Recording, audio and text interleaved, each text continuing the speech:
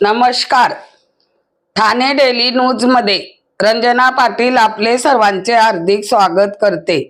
आपल्या शहरातील दररोजच्या ताज्या घडामोडी पाहण्यासाठी आताच आमच्या चॅनलला सबस्क्राईब लाईक जरूर करा. सर्वात पहिले आपल्या मोबाईलवर.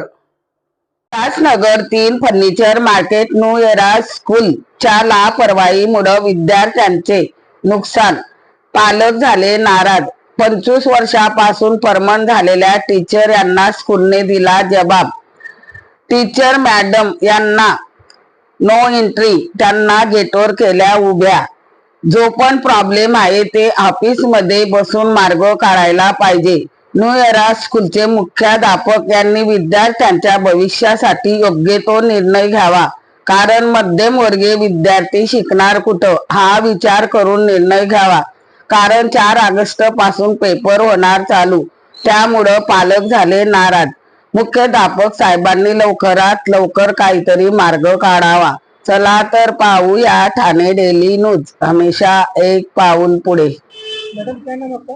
मेरा नाम रिया कमलेश टंगवानी है। मैं यहाँ पर न्यू एरिया में 23 इयर्स हुए हैं मैं जॉब कर रही हूँ। मैं एक परमानेंट टीचर हूँ। मेरे साथ ये रेशमा पंजवानी टीचर, जो ये भी परमानेंट टीचर है, और ये रेखा बोलानी टीचर है, ये भी परमानेंट टीचर है। इनको भी 25 इयर्स हुए हैं और इनको भी 21 इयर्स हुए हैं। हम लोग तीनों परमानेंट टीचर हैं। बाकी भी पीछे हमारे साथ खड़े हुए हैं, ये भी हमारे साथ टीचर्स हैं।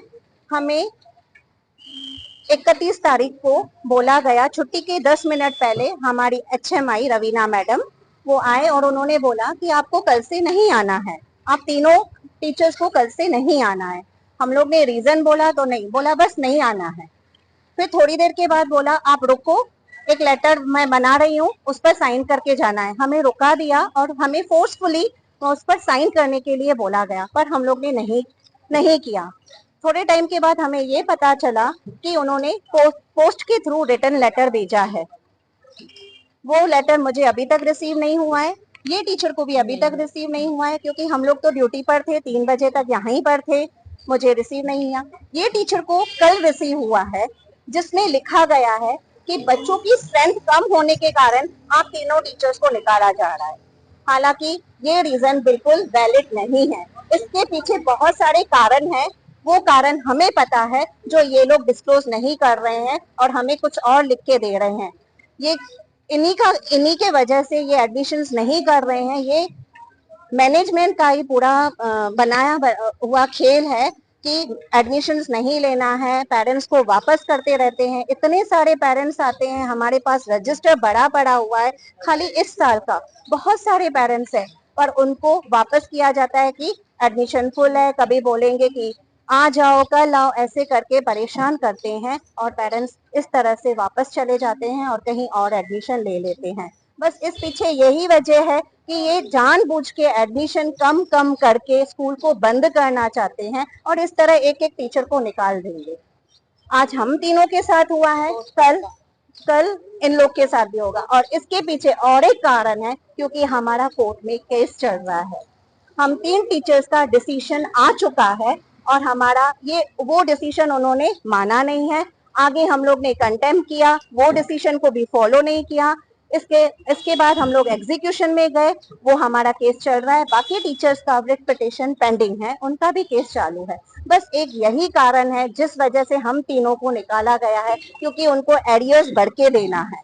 पूरा हमारा जो सैलरी है, सैलरी का मैटर चल रहा है, वो पूरा इनको बढ़ के देना है और इन पर वो भारी पड़ रहा है। और इस तरह से हमें अपने आप पीछा छुड़ाने के लिए, न देने के लिए हमें तीनों को निकाला गया है। अच्छा, स्कूल का नाम क्या है? ये स्कूल का नाम है new area English primary school. आप कितना दिन से बाहर हो? हम लोग 1 तारीख से बाहर है। अच्छा, हम लोग कल आए थे, 1 तारीख को हम लोग स्कूल आए थे। हमें हमारा फोटो दिखाया गया कि ये आप हो। हमने बोला हाँ, आपको स्कूल अंदर नहीं आना है। ये टीचर के साथ भी ऐसे ही किया गया, ये टीचर के साथ भी ऐसे ही किया गया और हमें स्कूल के अंदर नहीं दिया गया। हमारे बच्चे छोटे छोटे प्राइमरी के वो देख रहे थे कि टीचर्स के साथ क्या क्या हो रहा है, कितनी इंसल्ट हो रही है, मतलब बच्चे क्या सीखेंगे। और हम इस वजह से हमें पुलिस कंप्लेंट करनी पड़ी। हम तीनों टीचर्स पुलिस कंप्लेंट भी करके आए हैं। अच्छा, लेकिन ये तुम्हारे कारण से बच्चों लोग का नुकसान हो रहा है, लाइफ खराब हो रहा है, उनकी पढ़ाई नहीं हो रहा है। उनका 4 तारीख से पेपर एग्जाम चालू है, तो वो पालक क्या बेचारे, देखो पालक की हालत कितनी वो बेकार है। मैनेजमेंट को सोचना चाहिए कि वो लोग कर क्या रहे हैं। जड़ वही है, जड़ वही है। एचएम का नाम क्या है आपके? रवीना, रवीना शहजादपुरी। अभी आपकी मांग क्या है? जी, आपकी मांग क्या है अभी? हमारी मांग यही है, पहले तो हम टीचर्स को अंदर लिया जाए, वापस लिया जाए, और जब तक हमारा डिसीजन नहीं आता है, कोई भी टीचर को कुछ भी हार्म नहीं किया जाए, कोई भी। और एडमिशन, पेरेंट्स के लिए, एडमिशन्स के लिए उनको बिल्कुल परेशान न किया जाए। पेरेंट्स, यहाँ के बच्चे वो फ्यूचर है हमारे देश के, उनको अगर हम लोग ऐसे परेशान करेंगे। एक बाजू बोला जाता है कि आरटी के एक्ट के हिसाब से हर बच्चे को पढ़ना चाहिए, यहाँ पे आप एडमिशन नहीं दे रहे हो, सिर्फ पैसे वालों के बच्चे पढ़ेंगे, सबके बच्चों को पढ़ना चाहिए ना। उनको एडमिशन क्यों नहीं दिया जाता है? यहाँ पे जो बच्चे रहते हैं ये एरिया में, वो कहाँ जाएंगे पढ़ने?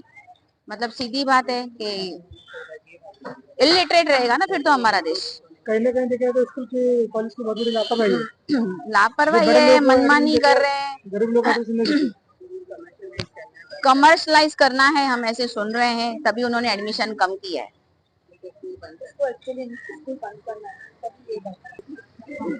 हाँ सर, एक्चुअली क्या है, इनको स्कूल बंद करना है। करने की वजह से हम टीचर्स को भी निकालो और हमारे एरियाज भी बढ़ गए। एरियाज नहीं देने के लिए इन्होंने ये काम किया है। और अभी हम तीनों को निकाले, बाद में दूसरी टीचर्स को निकालेंगे। और एडमिशन, हाँ सर, स्कूल इसलिए बंद करना है क्योंकि इसलिए एडमिशन भी बंद कर दिए इन लोगों ने। तो आगे कुछ इनका कुछ प्रोसेस चालू है क्या स्कूल बंद पे कुछ और चालू करने का, ऐसा कुछ है क्या? यस सर, हमने बाहर से सुना है कि स्कूल बंद करने वाला है, इसलिए इसका प्रॉपर्टी जो स्कूल की है ना वो बेची गई है, हमने सुना है ये। और इसलिए ये प्रूफ नहीं है अभी तक, लेकिन बेची है प्रॉपर्टी। यही कारण है। हाँ। और सर हमें हरासमेंट किया जा रहा है, मेंटली हरासमेंट, जैसे अभी हम तीनों को किया है हरासमेंट, और अभी दूसरी टीचर्स के पीछे है। और हमने कंप्लेन किया है, पुलिस में भी किया है और म्यूनसिपालिटी में भी किया है हमने कंप्लेन। सर 4 तारीख से बच्चों की एग्जाम है, सारे टीचरों को बाहर निकाला हुआ है, तो स्कूल में क्लास में बच्चों को पढ़ा कौन रहा है? बच्चे क्या पढ़ेंगे जब टीचर्स सारे बाहर हैं? तो बच्चे अंदर क्या पढ़ेंगे, कौन पढ़ाएगा उनको?